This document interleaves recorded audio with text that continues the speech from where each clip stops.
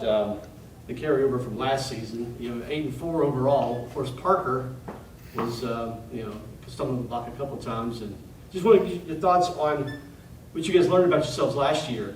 Second week in the playoffs, and what do you think is going to set you guys up for mentally this year? We had a lot of tough games, some that we lost in the last few minutes or last few plays of the game, and I think that experience in those hard-fought battles against some of those good teams will pay off this next year, especially since we have a lot of returning players and experience. How about you guys? I think since we do have a lot of guys who are returning, we have a lot more guys who've been on the field, a lot more veterans that know what's going to happen. When the game gets down to the second half, when it gets rough, we have guys that have been in that position before, and I think we'll be able to capitalize a lot this season on that. All right. Boyd, you got anything? Or? Speaking of last year, I don't think we realized what we were capable of, and I think that was one of the big things that I think we were bringing to this year. We have a lot more confidence in ourselves playing. So yeah. I was curious about that.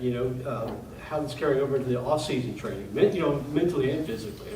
How has it been in spring and summer so far? Do you have a lot of thoughts about thinking about that last year and thinking, hey, we've got a chance to really go further this year? Is that how you're approaching it mentally?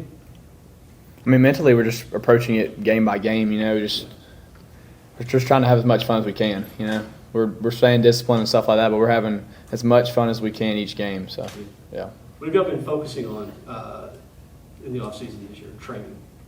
Anything in particular? On D-line, we've been working on just getting ready to run stop. We just want to really hammer, stop the run, and we can worry about the pass once we get the pass read. But the main thing for me this year, I think, is just stopping the run will be a big deal for us. Yeah, I think as a defense, I'd say playing together as a team and setting those standards. We really needed to work on our communication. I think that's something we've gotten a lot better on. And doing our job as it fits into our defensive scheme. I know, is Coach in here? Okay, I'll ask this question because I know he doesn't want y'all thinking about certain teams probably, but again, you got Parker, game number 2 on the season. If you guys put them on a dartboard and been throwing darts at them in the off season, but any thoughts on that possibly of a rematch with them? Second game of the year. I think we're trying to take it game by game, but we're just trying to take it game by game. Worried about Demopolis, first game of the season, and we'll worry about Parker for the week of Parker, I guess. Yeah, I think there's definitely some drama behind that, but really trying to avoid that drama and focus on what's first. No comment on that. Okay. All right. Let's talk about anything we're going to see differently schematic-wise this year on the defense, or maybe just shoring up what you guys do best. Yeah, we're just doing our best to stop the we don't really have any huge stars. We're just all working together, stopping everything. So yeah, a lot of guys flying around. All right. Any thought? Looking at your schedule, I guess I'll ask the coaches a little bit more about that. But this is a weird area. You got some really good teams, some mind-numbingly bad teams. Again, thinking game by game, if you look at the schedule a little bit at all and kind of figure out what you guys have to do to, not only make the playoffs but have home field advantage, things like that. Any other teams in other words, any teams on the radar screen that you got to get past. We have, since last year, we had a lot of good home games. We have a lot of away games that are really meaningful to our playoff position. So, we're focusing on Demopolis, but those away games that are in our region are really important to us because that would help us with further seeding. So. Yeah, I noticed that you got, I think, 3 away games in a row. Yeah. With Homewood in the middle, I believe. Mm-hmm. Yeah, it's their homecoming too as well. Yeah. Is it easier to play on the road or play at home? What would you rather do? I like the challenge of playing on the road, definitely. I think it's a cool experience. I like the atmosphere. I like seeing every other team's atmosphere, the bands. Clay Chalkville's band is really good. I kind of like it. I like it a lot. Anybody else on that? More of a away. I like away games a lot because you're just, I don't know, I wouldn't say more motivated, but you're kind of in the experience more. You're just soaking it all in.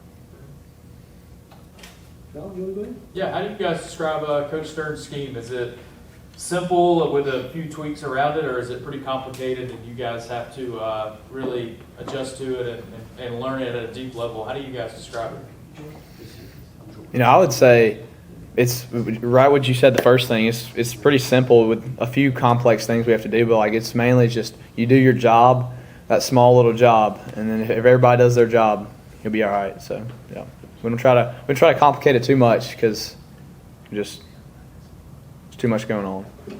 I'd say secondary-wise, we're focused on really kind of getting all the probabilities of what formations they can line up in, and that can be difficult because it's a lot of stuff to put in. But once we get that in, it's really simple. Yeah, I'd say I agree with Boyd. Like it is simple. Like if you know what you're doing, and I mean all of us are been locked in, and we know every single play like the back of our hand. And you just kind of, if you just say to yourself, alignment, assignment, effort, what do you do if it's passed, you'll get every play down. We'll go up and down the road here. We'll start with Mac for me.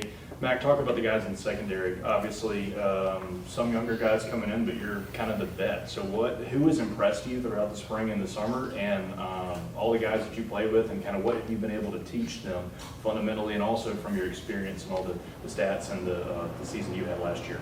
Yeah, I mean, so we have Hayes Wendell and myself that are coming back. Hayes Wendell's a solid corner for us. He's kind of our go-to man-to-man guy. And then we had Lawson McKnight come over from the offense. He's really picked it up well. He's picked it up fast, especially from that free safety position. We ask a lot out of him, and he's stepped up big time.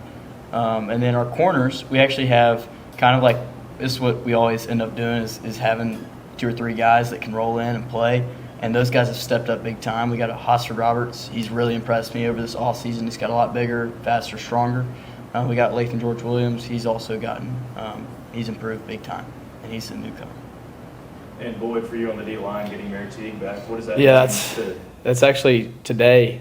It was his first practice where he was just completely cleared, so it was pretty awesome to have him back. With him going down last year, it was definitely devastating to us because his drive is incredible on the field and stuff like that. And you have me, Billy, John Thompson, Mason, and Will Ellis.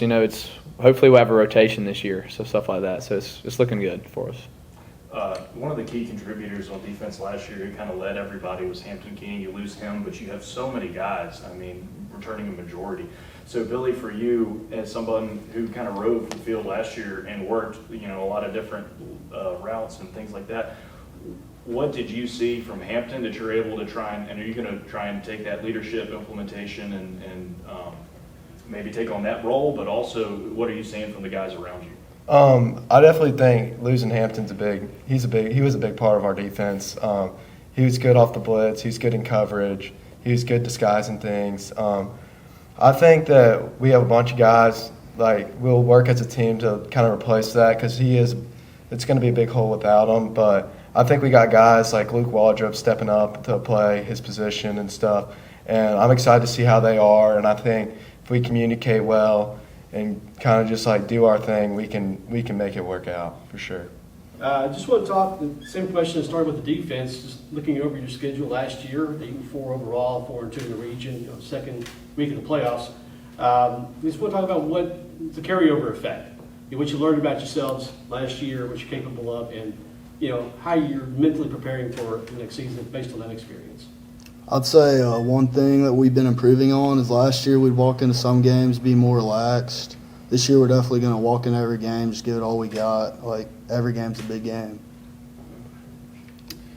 I'd agree with Pierson. Another thing that we've learned from last year is that we're a strong team. We faced a lot of challenges last year, but we overcame a lot of them.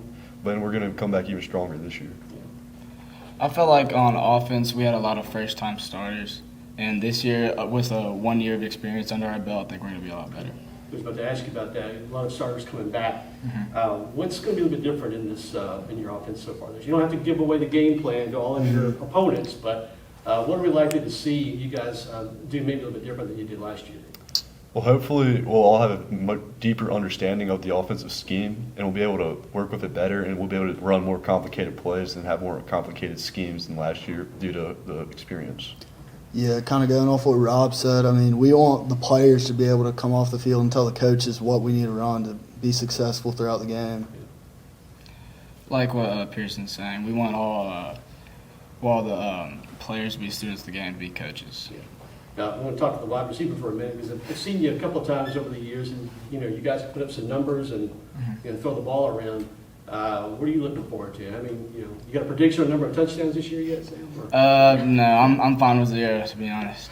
Okay, so, With Caden coming back, he came back 2 years ago from a team in Florida.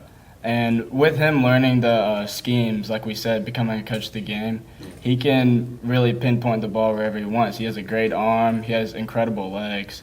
And, I mean, he's a great quarterback. He puts in the breadbasket every time. yeah. So what about you in terms of your skills as a receiver? How is he making you better then? I mean, he runs the route for me. Like, he'll throw the ball, and all I have to do is just run to it. I mean, he knows exactly where to place it for me to go grab it. You guys on the offensive line, you talked about complicated schemes. What are you working on specifically? Anything specific that you guys are preparing for to be able to handle more complicated play calling? Right now we're more trying to do a bit of everything so that we get comfortable where we are so that each week we can focus each game to what we need to be working on. It does a lot of footwork to go with it. Like, if we call one play, we want to make sure our footwork's exact. We don't want to be running another play's footwork on that play. Looking at the schedule, one team that crosses my mind that I want to ask you guys about, if you want to talk about them, that's great. If not, understand, it's Parker. You had them twice last year and stumbling block both times. Have you guys figured out a little bit more about what they do? Do you feel more confident about them maybe second week of the season, or are you completely out of your mind right now? I mean, I'm feeling confident about every game this season. We're going to go in there and give 100% effort. No game stands out to us as one we need to worry about more. Each of them is just as important. Yeah. Exactly what Rob said. Every game's a big game to us. You guys looking forward to it? Man? Yes, sir. Yes, sir. You guys are relaxed right now. And this is the way it is in the locker room, or you guys have been more amped up? A little more amped up. All right, guys. Appreciate it. Thanks, Yeah. sir. Yes, sir. Where's the room for growth? I mean, y'all talked about you got so many guys back. But what are those little areas that as the season goes, you kind of figure out, well, this is what we're good at, and you kind of lean into it. But start of the season is kind of a clean slate. So what are those parts of the offense from last year that y'all are really honed in on? Like, hey, we're going to be better at this year. I'd say one area is probably communication, especially with the O-line. We all got to make sure we're on the same page, we're on the same play. I'd agree with Pierson. We've been working on communication, especially the past few weeks. Last year I was new, and then I wasn't able to effectively communicate sometimes what I needed to say, and so that's something I need to work on personally. I'd say leadership. We had some big guys on the O-line last year that were big leaders in our offense and that carried the offense. If we can become all of us leaders on the team, I think we could strive to be the best.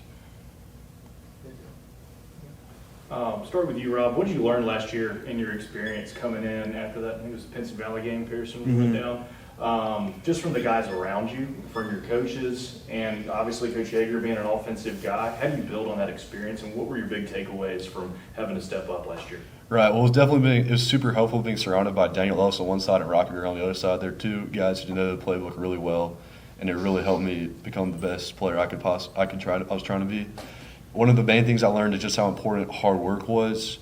I wouldn't have been able to step in there if I had not been working hard. And really, in order to play on the offensive line, Pierson knows this, you have to be able to be a team player. There's not a lot of glory in it, but you have to be able to step up and do your job even when no one's going to praise you for it. And then, Pierson, for you, what did you learn having to be off the field for a good part of the season, and what are you taking from that experience, playing experience, off-the-field experience from an injury into this year? Well, I kind of learned when I got off the field, when I got hurt, I learned that when you teach people, you can also still be learning stuff, learning the schemes. Like when Rob went in for me last couple weeks of the season, I learned just as much then than I did when I was playing. And then, Pierson, I'll ask you, the run game was so heavy. So talk about the offensive line and your approach to building the run game, and then Rob, I'll ask you about the passing game because that really opened up towards the second half of the season. So Pierson, for you, the run game and then the run protection. I mean, how do you approach that, and what are the big keys going into this year? Like I said, communication's a big part of the run game because we got to make sure we got to get our combinations. We got to make sure we're all going to the same guy. And then also, yeah, that's pretty much it. And then Rob, for you, the pass game, and as that opens up and what you learned last year, what are you taking into the season? Well, the passing game is where we're often underestimated on due to so we don't have the biggest O-line in the state, and there's a lot of big teams. So a lot of players think they can just run through us, and that's not the case. You know, we fight very hard, and our passing game reflects that. I think that our passing game is very effective, and I'm excited to see how it plays out this year. And then Sam, being the recipient of that passing game, obviously you guys have, I would say, one of the most talented wide receiver rooms in the area. Trey comes back this year. You build on your experience. Archie, we go up and down the line of everybody, right? So tell me about your wide receiver room. What has impressed you from guys that you've been working with, and what you've been focusing on tactile, throughout this whole season? The most that impressed me is that with our technical passing game, that we could have 2 sophomore receivers start last year and do as great as they did. I mean, it's all up to the coaches. I mean, they critique that pass game over and over again every single day until they can get it down perfect. I mean, that's what helps us. We do what they say, and they strive for victory.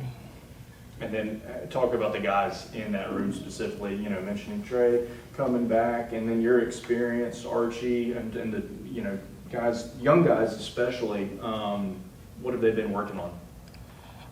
We've been mostly working on just creating space. We're not the fastest, we're not the biggest, we're not the strongest. But if we could create leverage and get space for Caden to make a good throw, we'll be good.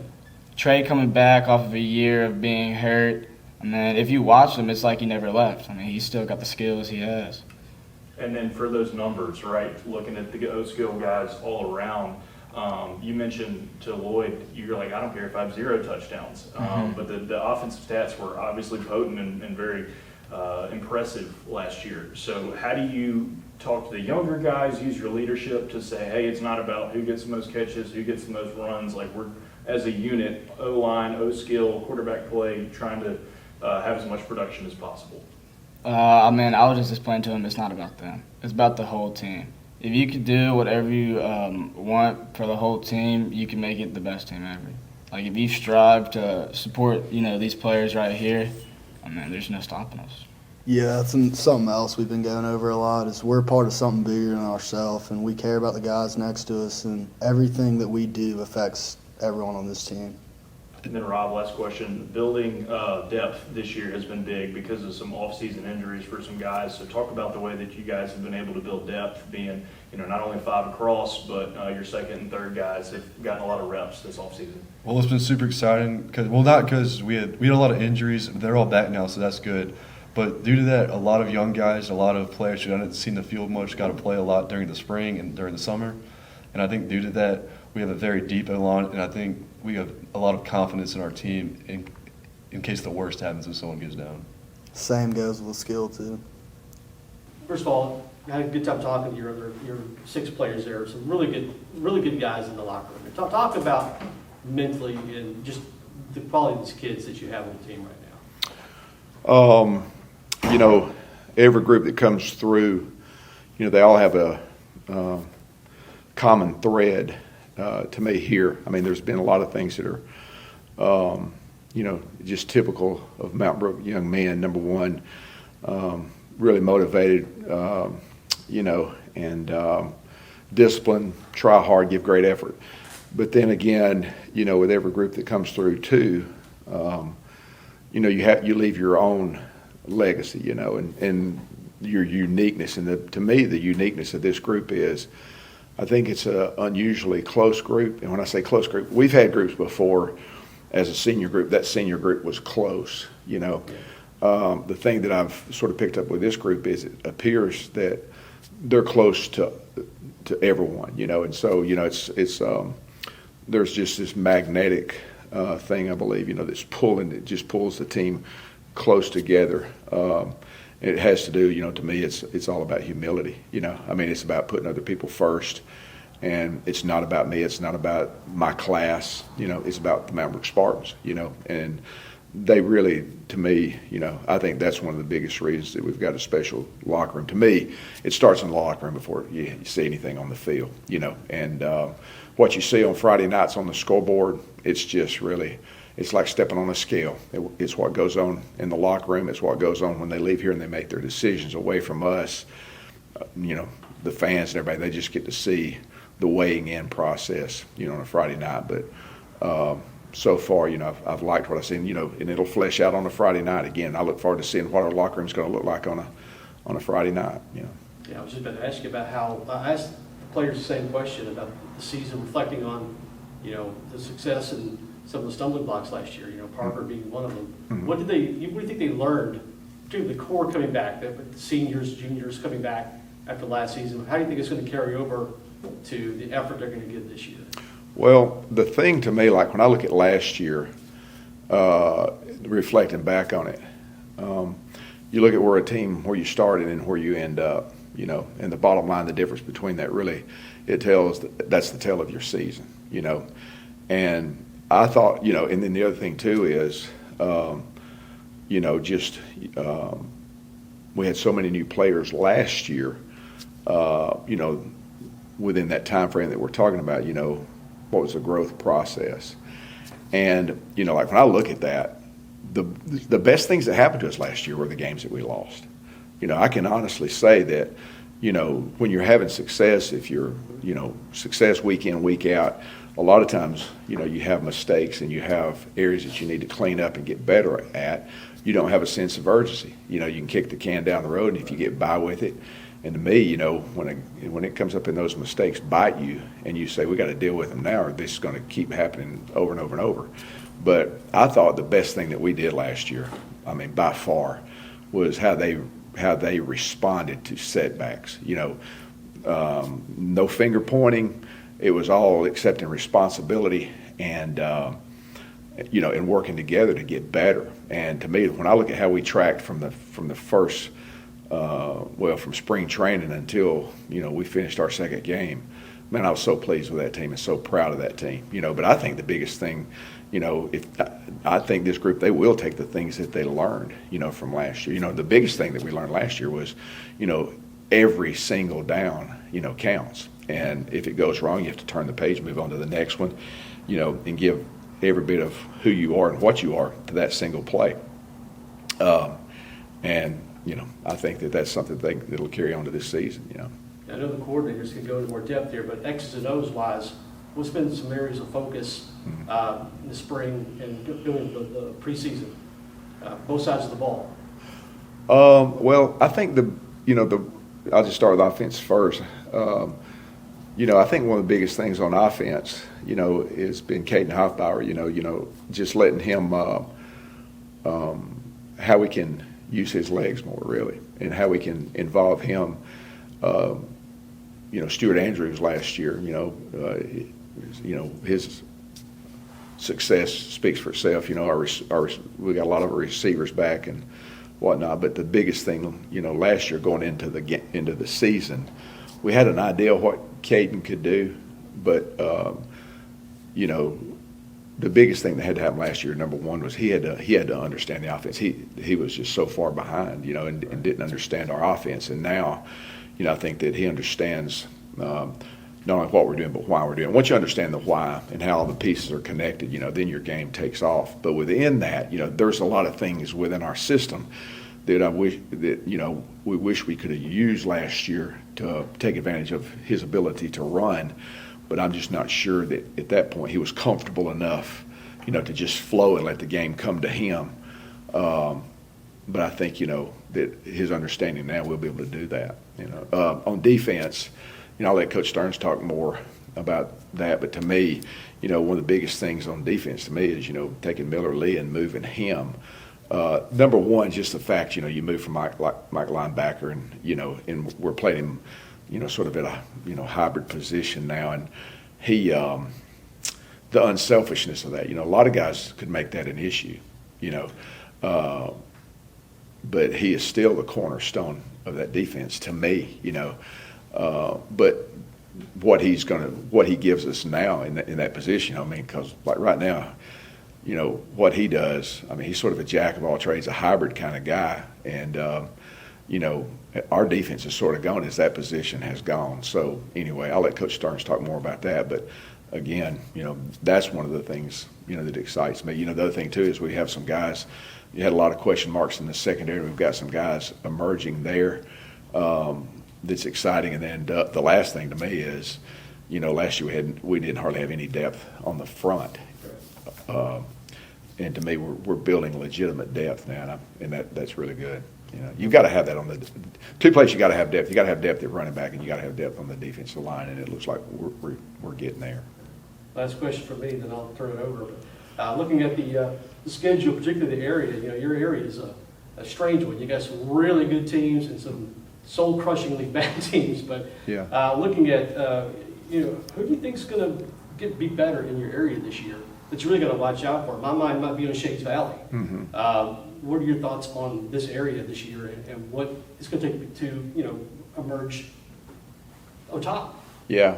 You know, I really don't know, you know, to be honest with you. Like last year, there's always like and I agree with you, you know, George Bates does an unbelievable job, Yeah. you know, and I think that he'll do a great job getting the culture turned around there. And,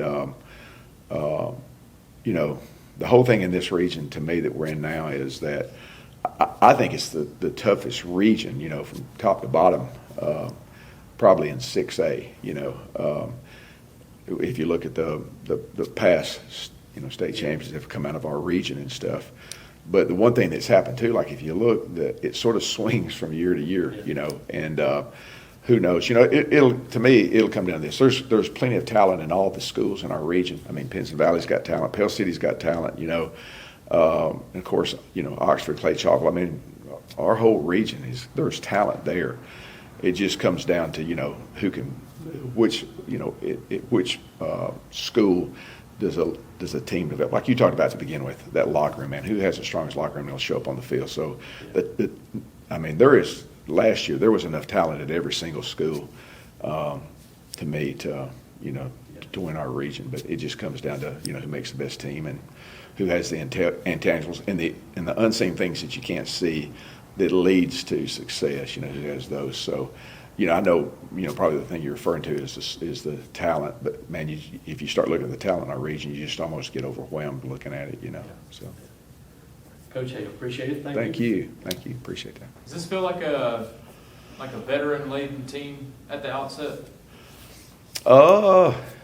In some ways it does, you know. Like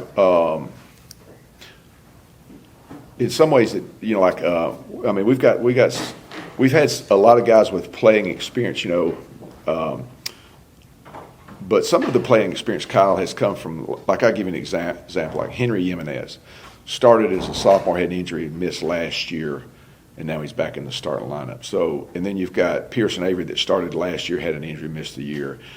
Schoenvogel took his place. We've got a lot of that sort of mix and match kind of experience, you know, and the thing that we're missing a little bit is we're sort of missing the continuity of experience, you know. But in some ways it does. I'll tell you this. A veteran team shows up in competition when you hit adversity and they show composure and poise, you know. And so for me right now, I see the potential for them to be, you know, what you're referring to is a veteran team, because that's to me when experience matters, you know, is when you hit the rough waters, where there's a game and there's a setback, whether you're behind in a game, whatever the adversity is. Veteran people handle that because one is they pull together, nobody pushes panic buttons, and they're problem solvers. The whole thing is this group, they've got enough in their coffers to be able to be problem solvers, you know. It's just, you know, can they emotionally, will they handle that and count on one another? But the feel of that, it feels like we have the potential to be, to me right now, I just feel a whole bunch of potential there. But, you know, I'm not sure yet. Yeah. What's the biggest thing to you when a guy when you see that light bulb go off from being a contributing player to, okay, you look up and now he's like one of the best players on this unit. He's one of the leaders that the guys look to. What do you notice is like that light bulb moment for a guy? Yeah, that's a real easy answer to me. It's when all of a sudden it's not about him. Like you sit there and when a guy's struggling and they, like everybody thinks, well, the game just all of a sudden comes to him. Now this is at Mount Brook. I know it's at different places, but at Mount Brook, you're sitting there and you're trying to understand the game and all of a sudden you immerse yourself and you understand the game. But when you can take the game and you understand how your position, how your assignments, how your responsibility influences the people around you, and now what you're doing is not only are you trying to play your game at a high level, but you are helping other people around you play their game at a high level, plus the other people that may be behind you, you're trying to elevate their game. It's what every great player does. I mean, when the light at Mount Brook truly comes on, is they start in a great way influencing the people around them and their game elevates, because that's really what we want to be about. Awesome. To you, what are some of the one or two biggest question marks that you still want to figure out? I'm excited to see we've got 2 new tight ends, and we've always said here at Mount Brook, as the tight ends go, so goes the offense. For us, the tight ends are a lot like the queen on the chessboard. We move them around. We take what they can do and sort of mold the offense a lot around them and around the quarterback. I think we've got 2 potentially really good tight ends, and I'm really excited to see how those guys do. We've got some spots to fill, in the offensive line, and then the other thing too is, can we build depth at running back? We've got to build depth at running back. If we don't build depth at running back, when we get down the home stretch, it will show. The other thing is, I'm really excited, to see our 2 inside linebackers, Graham Smith, and Miller Crumpton, both those guys. I'm excited to see, because I know this, when those guys were playing JV ball and when they were spot playing and stuff, they're just really fun to watch, And the big thing too, I'm excited to see is, can Miller, pass on and train those guys and how they need to lead, But just watching their game develop, I'm really excited to see how that unfolds. I'll ask these guys more about their units, but sure. Special teams wise, what do you have? Well, we've got Anderson Roberts back, and then William Russ also as kickers. Patrick, and the biggest thing too, golly, man, we hold our breath on this every year. We got Patrick Cry is a deep snapper. There's been years, we've had to fair catch the snap to make sure that we can, get that thing off. But anyway, Patrick Cry coming back, man, is such a, big box to check and say, we don't have to worry about that. But return guys, we got a bunch of potential guys with our return guys. But anyway, as far as putting the foot on the ball, I feel pretty good about that. Awesome. I have a couple more things for you off camera later on. Okay. Just one question for me. Over the past couple of years, you have brought in coaches from around the state who have left coordinator jobs to come maybe take a position coach. And so people talk about the depth in your lineup, right? But the depth in your coaching room is also phenomenal. So talk about the guys that you have, the coaches, and a lot of folks either in the community or around the state may not know about some of these guys. So tell me about your coaching staff. Wow. It's one of the things I get the most excited about. Years ago, I guess I'd been a head coach maybe 2 years, 3 years, and I had a conversation with John Gross, who at that time was at Spain Park, and he had made one of the most profound comments I've ever heard. And he said, really, it's what set coaching in Birmingham apart from the rest of the state. But John made this comment. He said, in this area at that time, there were just 6 classifications. And so, at that time we were in the region with Homewood, Hoover, Spain Park, all those guys. But anyway, he said everybody's got a good head coach. He said there's not one school, in this area around here that's got an incompetent head coach. They're all good, And he said everybody's got great coordinators. He said they're all superstars. Man, they're just And and that was 100% right. He said, but what starts separating teams is this, and this is what, really to me, when you look at well-coached up teams, is okay, well, when you get past the coordinators, okay, well, now who's got a good number 3 coach, a good number 4 coach, a good number 5 coach, a good number 6 coach? And you go down the lineup and you go solid coach, and that's the teams that separate themselves. I think, to me, the thing that when I talk about the Mount Brook staff is man, as far as knowing their skill set, there's none better, man. I mean, they're just as golly bum. It's unbelievable, and the hunger and the desire and the passion to get better at their craft. And we talk to the players all the time about mastery at their position. And all those guys, they want to reach, mastery level as far as a coach. But to me, the best stuff about our guys is what's behind their sternum. I mean, their heart for the players. I'll give you an example. I've shared this at our banquet. I've shared this to our players.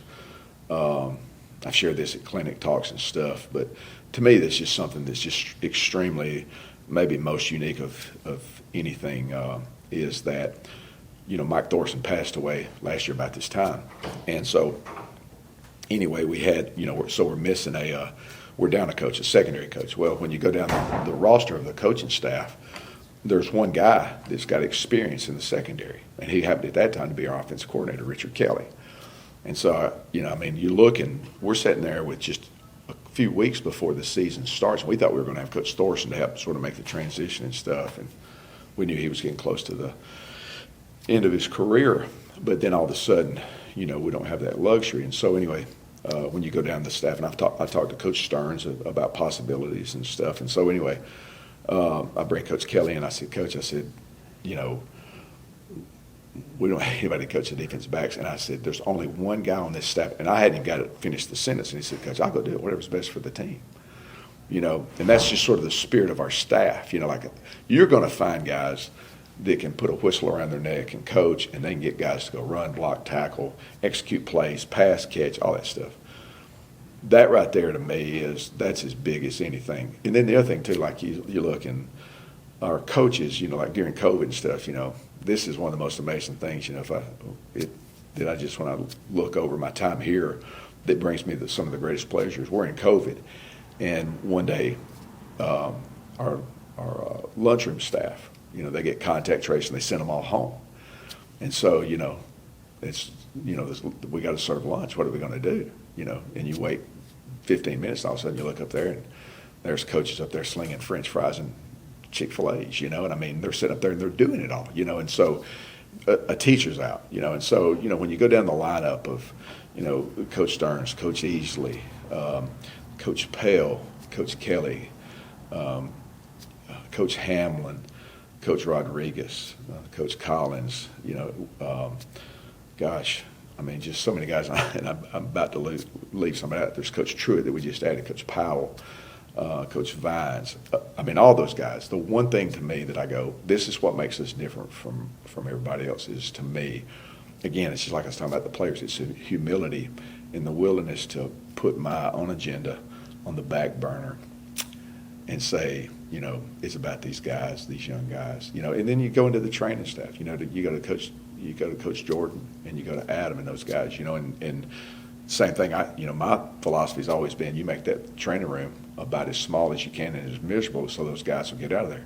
Well, I've realized this through the years. They go to Coach Jordan, they go down there to get their body mended, but they also go down there to get their heart mended, and they break up with a girlfriend, they lose a pet, they fail a test, they have a fight with a parent, they have an issue at home, whatever that looks like, and all of our guys are there. All of our guys. It's the relationships with those guys. It's more than just the X and O. To be honest with you, I think that the biggest thing that unites the vision with our guys is that it just so happens we're coaching football. The bottom line is we're trying to build, relentlessly build the heart of these players, and the thing, just like the locker room. You don't see the locker room. The fans don't see the locker room. They don't know what's going on there. But you also don't see what's behind the heart, and we want to relentlessly build, what's behind the heart. Well, let's start with where Coach just left off. What is it about this coaching staff that makes it such a special group of guys that, he's running down the roster, and you've got guys that have coached at super high levels, but they seem content on this staff, just being part of the team. So what is it about this place, this staff that has made it, such a good group? Go ahead. You know me? Well, I'm a little newer to the party than Shane is, but I was really attracted to come here because of the staff, the culture, and it starts with the way Coach Yeager builds things. But our staff is fantastic. There's not a harder working staff that you go against every day than our, especially our guys, and going against our defense every day. I hate going against them, and I love it because I become a better coach every day, and that iron really sharpens iron every single day. Our offense staff, I'm so pleased with it right now. We just added Jeff Walters. We just added Ethan Truitt to our staff. We just added Walt Tucker, whose dad is Lance Tucker over at was it Demopolis, and we just from the offense side of the ball, I am just so pleased, with what we have, here, and just there's fun to work with every day. Just a lot of conversations, talking ball all the time, and those guys. The best thing about them is they're not about themselves. They're about our team, and there's a lot of humility on both sides of the ball. And I'm gonna let him talk about the defense side, but those guys are just a really tight knit bunch as well. That's inspires us on our side. Yeah, I think the biggest common thread on our staff is you just have a bunch of humble servants. Guys that just they want to do right for each other and work hard for each other and work hard for the kids.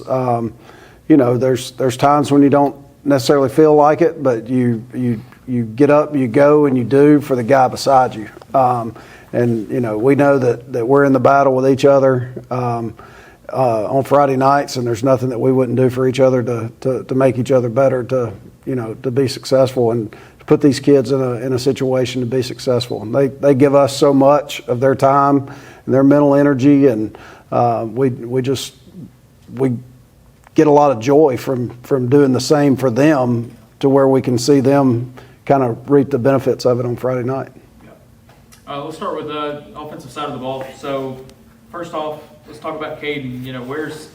Where's he right now as opposed to where he was last year? Coach Yeager kind of touched on how much more comfortable he's gotten and gotten a grasp on everything.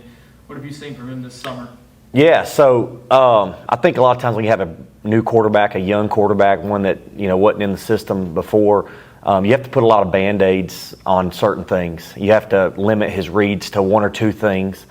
Not always fully understanding the whole concept. You just don't always have enough time to teach the whole thing on everything that you install. But this year it's a little bit different.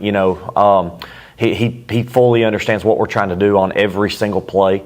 But his biggest thing, I think that he's done this offseason, is grown in his leadership. He's taken Caden Bryan, our backup quarterback, kind of taking him under his wing, and I think growing in the leadership area and getting guys to really believe in him and pouring himself into somebody else versus just kind of being how to be a great quarterback. Right now it's all about becoming a leader. And we can do a lot more things with him this year, and we're really excited. He can make every throw on the field, and his legs are special. I haven't things that he does. He reminds me of Johnny Manziel when he played. He could just do things that you can't coach. So really excited about him.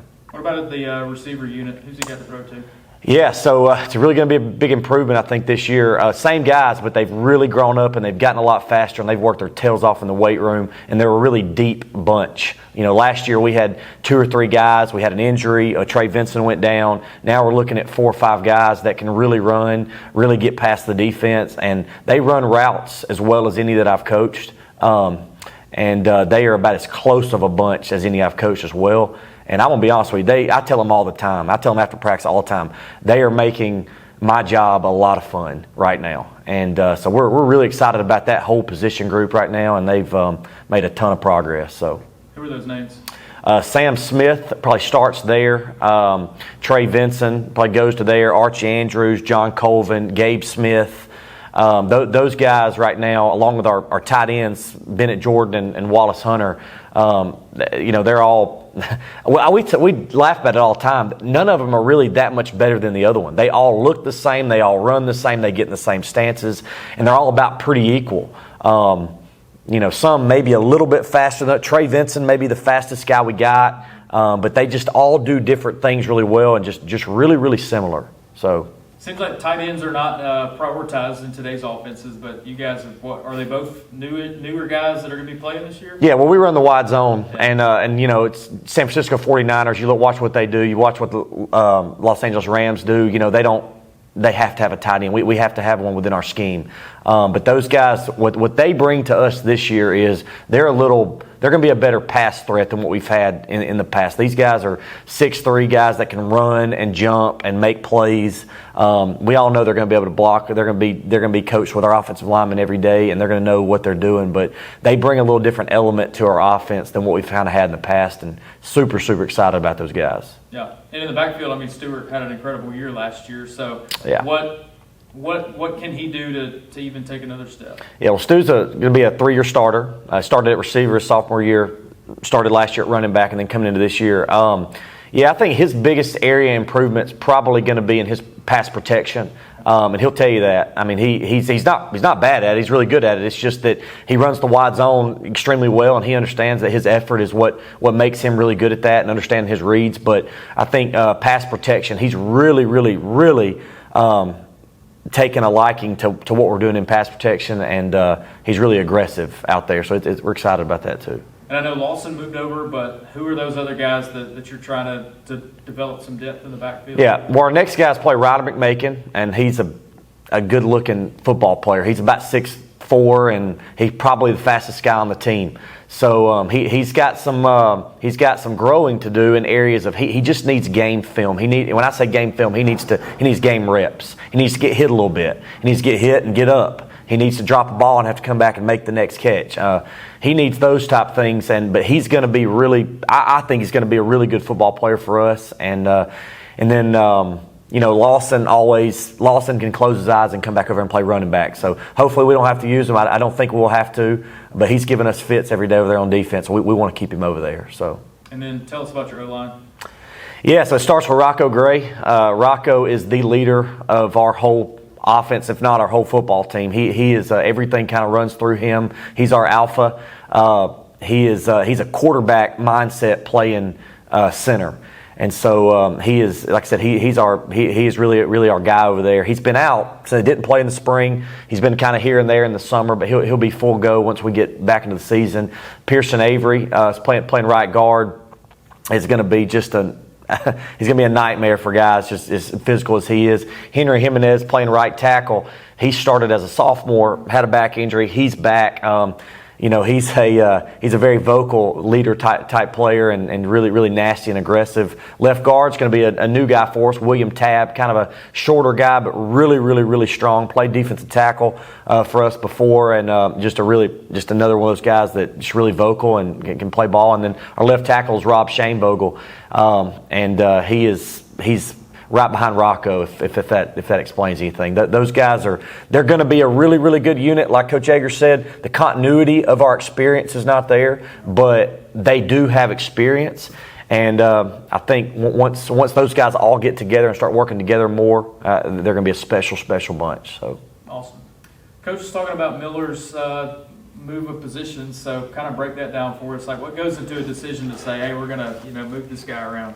Well, I mean, a lot of it was his skill set, and we needed to build depth on the defensive front. We just, the last couple of years, just through graduation and young guys not being ready, we were very thin on the defensive line.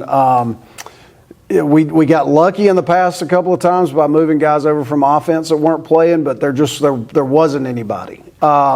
So last year we wound up playing pretty much 3 guys the entire game. We were going to have a little bit of depth. We got a kid back from an ACL injury, and then the same week that he came back, we lost a kid with an ACL injury. So we pretty much played 3 guys every snap.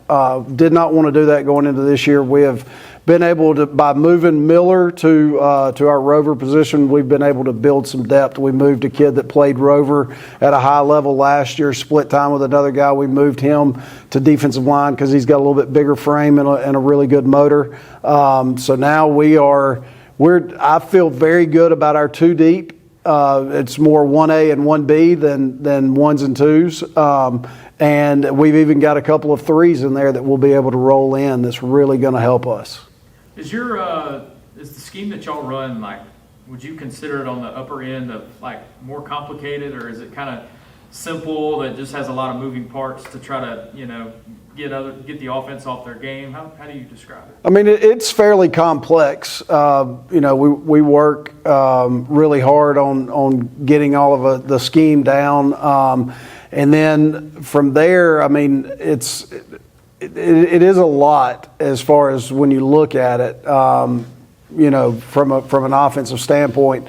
But the big thing that our guys do is they buy into developing their craft, developing their skill set to where they will be at the top of their game, to where they fit into the scheme with everybody else, and they understand that how whatever they do helps the guy beside them, and so it kind of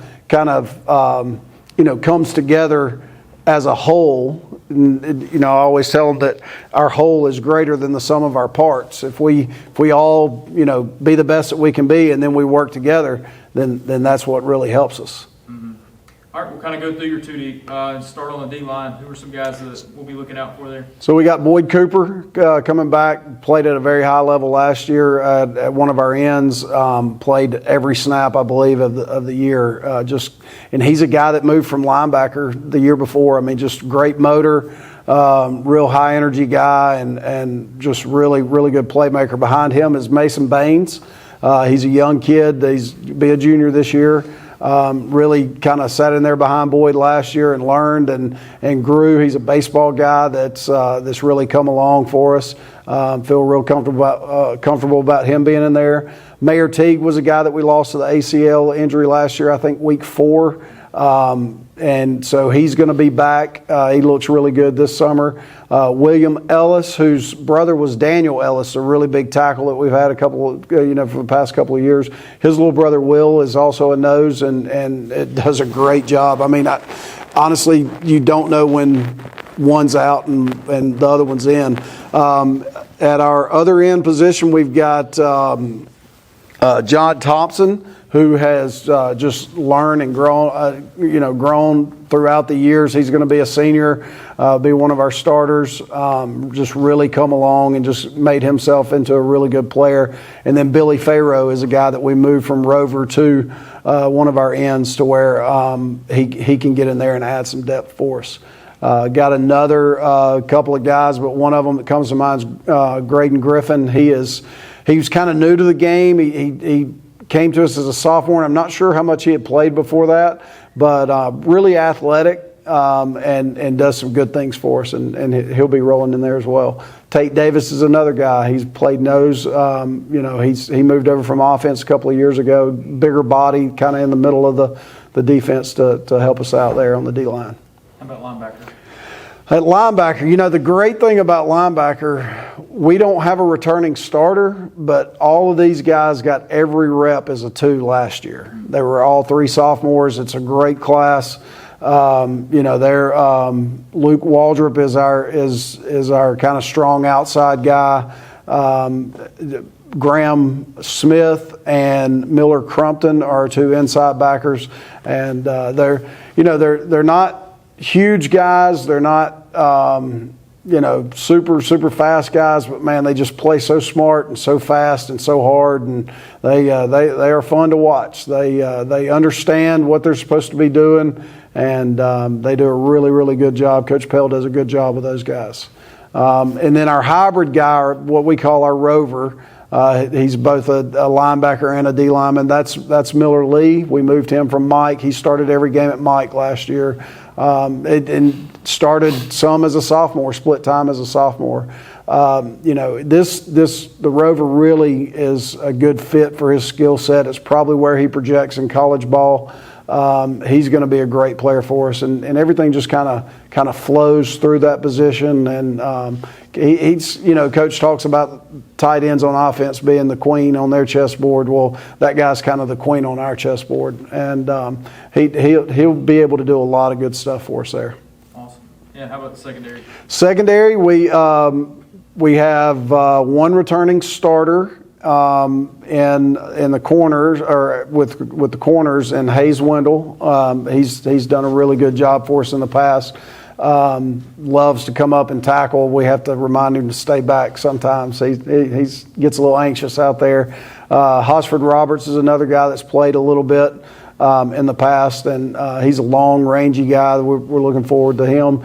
Got a newcomer this year, young man L.G. Williams. He's been a baseball player for us, and decided that he wanted to come out for football. And man, I've been just super shocked about him. He's done great. He's picked things up, and it's been fun having him around. I got to know LG in baseball because we coach baseball and hang out together and stuff like that. But getting to see him in this environment and on this football field, it's crazy to see the amount of growth that he's had in just this short amount of time. I look for some good things out of him. Safety-wise, Mac Mandell he split time last year at strong safety, and he's back this year. We moved Lawson McKnight back over to defense. He started as a corner in 10th grade. We had to move him to running back out of necessity. Moved him back over, and he's been a great addition for us. He's a sponge. He picks everything up really well, and he's one of those really hard-nosed guys. I mean, he's a hammer, and he brings a little bit of attitude, with him back over to the defense. It's been a nice addition. We got some really, really good young talent. Kid named Alex Long is going to be a really good player for us. He's a sophomore. He's playing safety. Kid named Luke Carroll, that is a young corner that used to be a quarterback that we moved, and man, he has really taken off. We got some other guys, Pierson Avery in the Pierson Trammell in the secondary, that's done a great job for us, and look forward to what he can do. Both of you guys, give me that one factor or trait that is going to determine how much success your unit has this fall. Humility, just making things about everybody else. I think that the disease of me, self-centeredness, I think when that jumps into your team and jumps into your position group, jumps into your defense, offense, anything, I think that is the thing that we constantly fight against. And I think the way that you fight against that is putting others before yourself. And if we do that, then I think we will be just fine. Yeah, Coach Yeager builds us the team on our 4 core values: trust, commitment, service, and sacrifice. And he preaches that to the kids, and the kids buy into it. And they live by those principles. And when they truly see the team, being the greatest part, that they're just a part of that unit and they're playing for the guy beside them, that's when they'll be successful.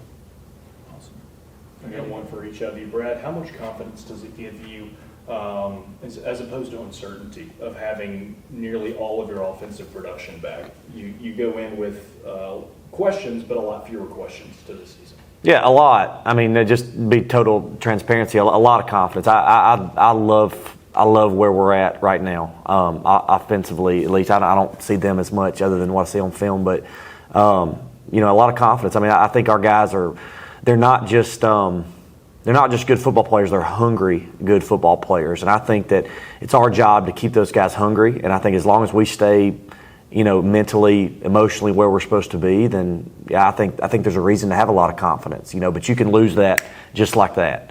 And so I think that fighting against those things we talked about earlier, you stay in that sweet spot. Then like I said, a lot of confidence.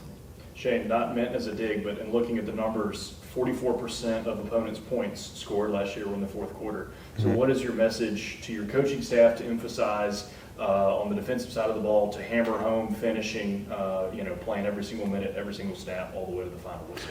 Yeah, and a lot of that last year was from youthfulness and from depth. Like I mentioned earlier, we were playing 3D linemen the entire game, and when you get in the fourth quarter and you've been leaned on for 30 some odd minutes, it's really hard. You get tired and you get beat up. We were young in the secondary last year, and we got into some situations in close games where people were kind of airing it out, and we made some mistakes. But if you look, a a lot of that happened in the first half of the year, and as the year went on, there was a lot of growth. Our team last year really they grew and matured, and from start to finish, it was probably the biggest advancement that I've seen out of a team, and it was very, very fun to watch and very, very satisfying.